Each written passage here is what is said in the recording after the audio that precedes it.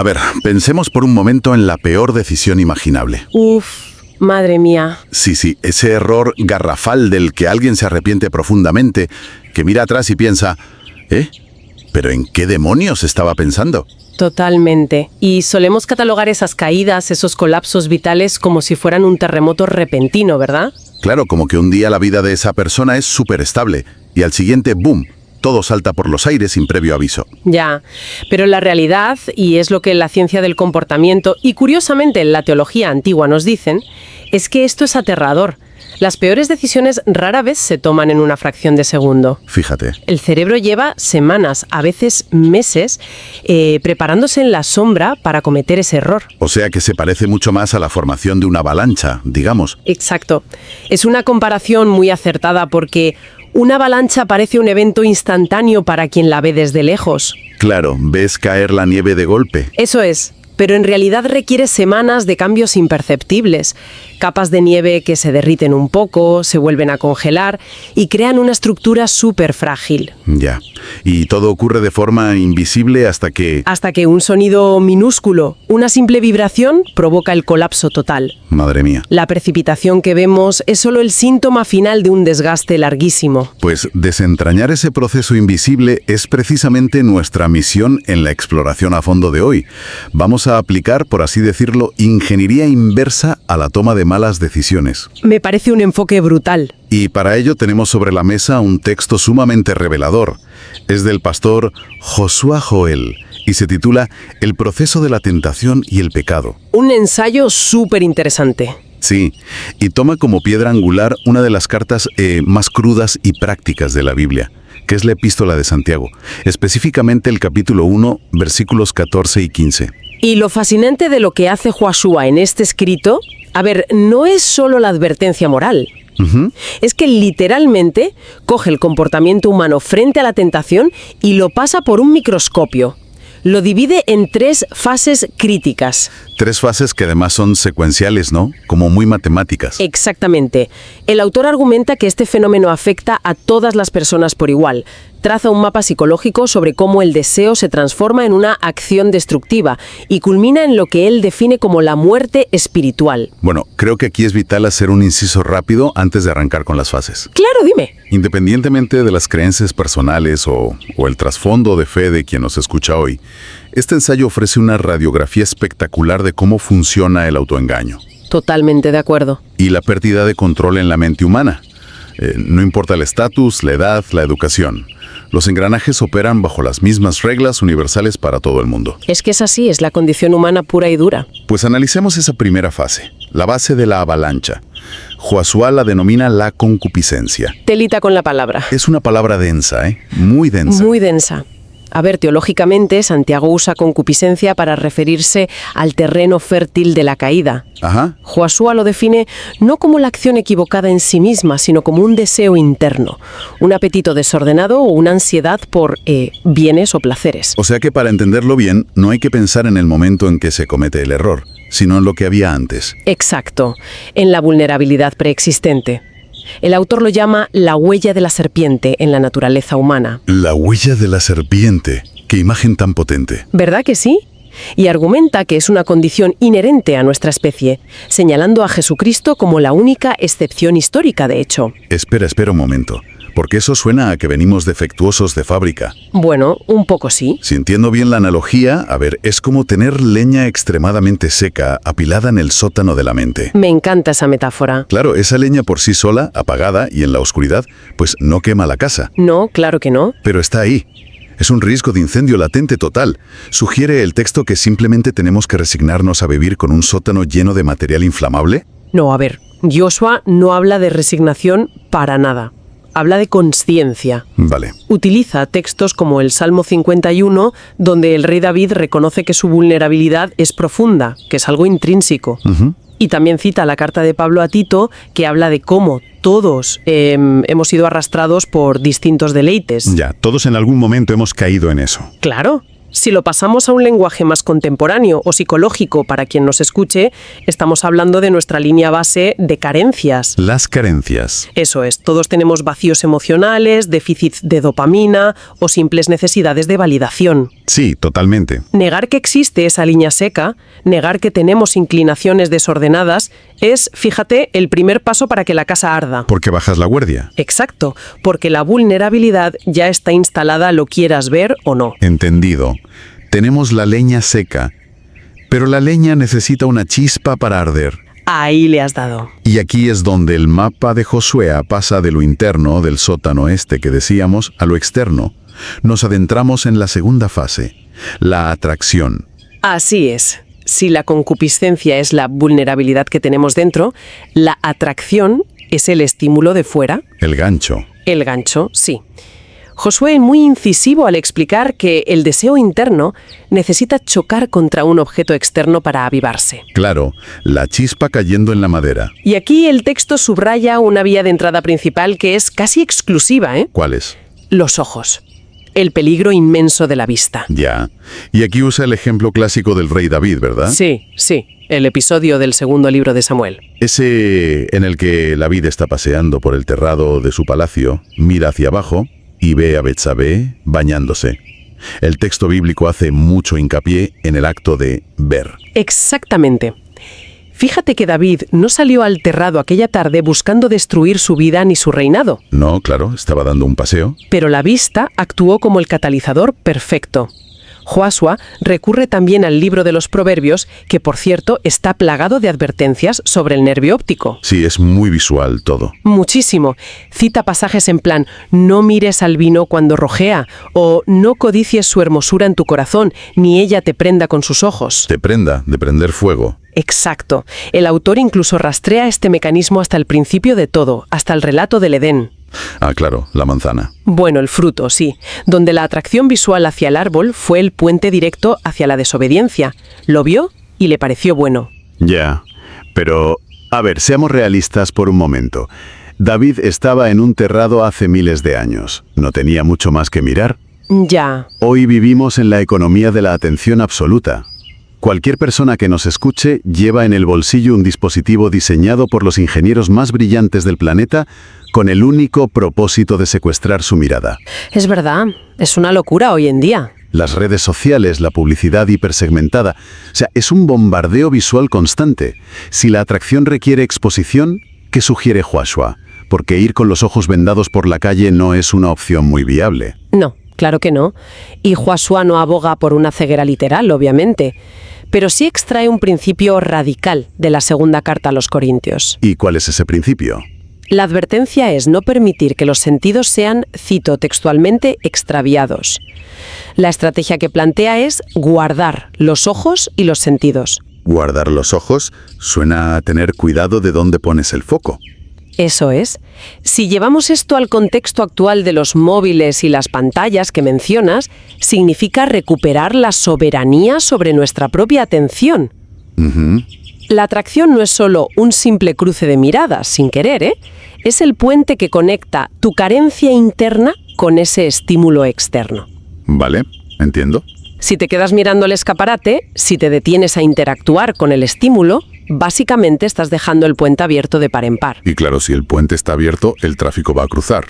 Cruzará seguro. Vale, entonces supongamos que el puente se queda abierto. La chispa visual cruza y enciende esa leña seca de la que hablábamos. La concupiscencia se activa. Ahí, amigo.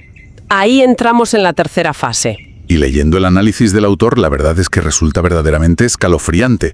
Hablamos de la seducción. Es que es la fase más peligrosa. De lejos. ¿Por qué? Porque opera bajo una ilusión total. Josué describe la seducción como el colapso absoluto de la razón. El colapso absoluto. Sí. Es el punto de no retorno donde el juicio humano se nubla por completo y la fascinación toma el timón de tu vida. La lógica queda totalmente secuestrada por la emoción. Pero, a ver, ¿cómo ocurre ese secuestro a nivel mental? Porque el cerebro humano tiene unos mecanismos de supervivencia súper afinados. Sí, claro. Si vemos que nos acercamos a un precipicio, el instinto natural nos dice que frenemos. Sin embargo, en esta etapa, el instinto parece animarnos a acelerar, a pisar a fondo. Ya, es lo más irónico de todo. El engaño maestro aquí, según destaca el texto, es que la seducción te convence de que tú sigues al mando. Exacto. Te hace creer que estás domesticando la situación y que, oye, puedes parar cuando quieras. El típico lo dejo cuando quiera. Esa es exactamente la clave del autoengaño. Psicológicamente, hoy lo llamaríamos disonancia cognitiva y una racionalización extrema. Ya, buscar excusas, básicamente. Buscar excusas brillantes. El cerebro empieza a generar justificaciones superlógicas para explicar por qué cruzar la línea está bien, pero solo en esta ocasión específica. Solo por esta vez. Eso es. Y Joshua ilustra esta anestesia mental, fíjate, recurriendo al capítulo 7 del libro de los Proverbios. Señala que la seducción no entra dando gritos de alerta, no tiene luces de neón, opera con palabras suaves, susurra. Susurra. Sí, y las metáforas que extrae son devastadoras, te lo digo. A ver. Compara a la persona seducida con un buey que va al degolladero, o un ave que se apresura a la red sin saber que es contra su propia vida. Ostras. Esa imagen del buey me detiene en seco. Es dura, ¿eh? Es que claro, un buey caminando plácidamente porque el camino es llano, la temperatura es agradable y va completamente ajeno a lo que le espera al final del pasillo. Exactamente eso. O el pájaro que solo ve las migas de pan y no ve la trampa de acero gigante que tiene encima. El peligro siempre se disfraza de confort. Totalmente. Y la racionalización de la que hablábamos antes hace que ese desastre inminente parezca momentáneamente una decisión perfectamente lógica y segura. Y una vez que ese engaño de la seducción se consolida, el ciclo llega a su desenlace. El ensayo, volviendo a Santiago capítulo 1, expone el resultado de esta ecuación sin paños calientes. Así es. La concupiscencia concibe el pecado, y el pecado, una vez consumado, da a luz la muerte. Josué es muy específico aquí, ¿no? Muy específico. No habla solo de consecuencias terrenales, de perder un trabajo o una relación, que también. Habla de muerte espiritual. De una desconexión. Una desconexión total con Dios. Y también introduce aquí en la figura del enemigo, del diablo, recordando que su significado original es precisamente el que divide. El que divide. Qué curioso. Sí. Y el argumento es que el diablo no necesita forzar a nadie a hacer nada malo. Claro, no te empuja. No te empuja. Simplemente utiliza esa concupiscencia preexistente, tu leña seca, y la atracción externa como herramientas de ingeniería inversa para gestar la caída desde dentro. Pues, llegados a este punto del ensayo, la perspectiva es bastante sombría, para que nos vamos a engañar. Ya, un poco sí. Parece que somos engranajes defectuosos en una maquinaria que está diseñada para nuestro propio fracaso. Si el cerebro nos engaña de esta manera tan sutil, la pregunta obvia es, ¿estamos condenados a repetir el ciclo una y otra vez? Pues, afortunadamente, no. Menos mal, porque aquí es donde el texto de Joshua da un giro táctico buenísimo. Deja el diagnóstico y nos presenta un plan de resistencia real. Un contraataque. Exacto. Pero me pregunto, ¿es realmente factible interrumpir este colapso una vez que ya se ha iniciado la chispa? El autor sostiene firmemente que sí, pero ojo, no apelando a la simple fuerza de voluntad humana, que ya hemos visto que es súper frágil y se autoengaña. Ya, el típico yo puedo con esto. Exacto, eso no sirve. Plantea que la interrupción requiere una disciplina espiritual seria y sobre todo el poder de Jesucristo. Joshua estructura esta defensa en 4 acciones muy específicas que atacan directamente cada eslabón de la cadena. Pues revisemos esas acciones, porque no son meras sugerencias pasivas. La primera de todas es identificar la raíz. Ajá. Básicamente, asumir la responsabilidad. Joshua exige cortar de raíz el victimismo. Nada de culpar al estrés, al jefe, al entorno o a las circunstancias de la vida. Es mirarse al espejo y admitir una verdad incómoda. Que el problema no es lo de fuera. Exacto. Admitir que el problema principal no es lo que me rodea, sino la leña seca que tengo yo dentro. Es que esa honestidad radical es indispensable porque es lo único que desactiva la racionalización. Si no admites que eres vulnerable, vas a bajar la guardia. ¿Es así? Tal cual. Y la segunda estrategia ataca directamente a la fase de atracción. Dice, cortar el estímulo visual y huir. Y huir, sí. Y Josué no usa la palabra huir metafóricamente, ¿eh? ¿Qué va? ¿Qué va? Menciona el relato histórico de José en Egipto, cuando literalmente salió corriendo a toda prisa para escapar de la esposa de Potifar, dejando incluso su ropa atrás. Salió por patas, vaya. ¿Sí? Pero a ver, detengámonos ahí un segundo. Huir en nuestra cultura moderna a menudo se percibe como un acto de cobardía. Totalmente. Se nos enseña desde pequeños a enfrentarnos a nuestros problemas, a dar la cara, a demostrar lo fuertes que somos frente a la tentación. ¿No sugiere el texto una postura demasiado débil al decir que huyas? Fíjate que al contrario, es un movimiento de pura brillantez táctica. ¿Tú crees? Entrar en el terreno de la seducción. Y ahí ya sabemos que el cerebro nos va a engañar y vamos a perder. Claro, entras a su juego. Eso es. Huir no es debilidad en este contexto, es hackear el sistema. Qué buena forma de verlo. Es reconocer que no tienes por qué luchar una batalla agotadora si simplemente puedes abandonar el campo de batalla. Apartar la mirada o salir físicamente de una habitación elimina el combustible externo antes de que toque tu leña seca. Tiene todo el sentido del mundo. Es como desactivar la bomba cortando el cable de alimentación principal. Exacto. La tercera acción es rechazar la seducción, que implica negarse a negociar bajo cualquier concepto. 0 negociaciones. Y finalmente, y esto es crucial en el enfoque de Joshua, la cuarta es resistir con poder. No confía en la autodisciplina estoica que decíamos antes. Para nada. Cita la primera carta de Juan recordando que, abro comillas, mayor es el que está en vosotros que el que está en el mundo. Es depender activamente de una fuerza superior a la propia biología o a nuestra psicología. Y este manual táctico tan claro nos lleva directamente al cierre del ensayo. Aquí es donde Joshua aterriza toda esta teología de altos vuelos en el asfalto del día a día. ¿Qué es lo que importa? Claro. Es que de nada sirve este mapa tan detallado si luego no se utiliza para navegar en la vida real. Por eso, lanza a sus lectores un doble desafío de aplicación práctica que me parece clave. El primer desafío es un examen personal muy directo. Obliga a quien se enfrenta al texto a hacerse una pregunta, yo diría que sumamente incómoda. Sí, lo es. La pregunta es, ¿en cuál de estas 3 etapas solemos ceder con mayor frecuencia? Hay que mirarse por dentro. Claro. Somos de los que alimentamos constantemente la concupiscencia, imaginando escenarios imposibles en nuestra cabeza. O nuestra falla está en la atracción, porque somos literalmente incapaces de apartar la vista de los estímulos. Ya, el puente abierto que decíamos. Eso es. O quizá el ego nos pierde en la seducción, creyendo que somos tan fuertes que podemos jugar con fuego hasta el último milisegundo sin quemarnos. Identificar el eslabón débil permite diseñar una estrategia de ruptura esta misma semana, dependiendo de Cristo para frenar el ciclo antes de la gran consumación. Y fíjate, el segundo desafío trasciende ya lo individual, es la aplicación comunitaria. Este punto me parece fundamental para no quedarnos solo en nosotros mismos. Sí, totalmente. Absolutamente todos arrastramos esta misma vulnerabilidad. La misma leña seca. La misma.